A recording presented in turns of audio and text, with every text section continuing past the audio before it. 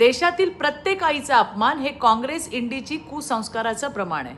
बिहारमध्ये काँग्रेस आरजेडी यांनी भर सभेत व्यासपीठावरून पंतप्रधान नरेंद्र मोदीजींच्या दिवंगत मातोश्रीबाबत अश्लाघ्य आणि अपमानास्पद शब्द वापरले।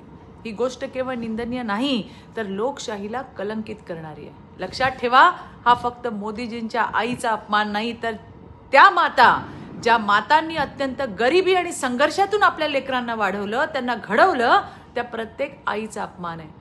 एका गरीब आईचा मुलगा आज देशाचा प्रधानमंत्री झालाय हे सोन्याचे चमचे घेऊन जन्माला आलेल्या राहुल गांधी आणि तेजस्वी यादव यांच्या पचनीच पडत नाही। आणि म्हणूनच हताश झालेल्या या टोळीने अत्यंत घृणास्पद राजकारण करायला सुरुवात केली आहे। मातृदेव भव ही संस्कृती असलेल्या आपल्या देशात आता ही विकृत मंडळी मातृशक्तीवरच प्रहार करू लागले।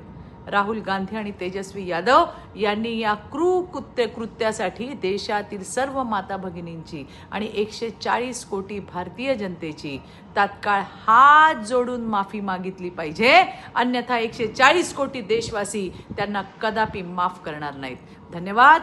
जय हिंद, जय महाराष्ट्र, जय भारत।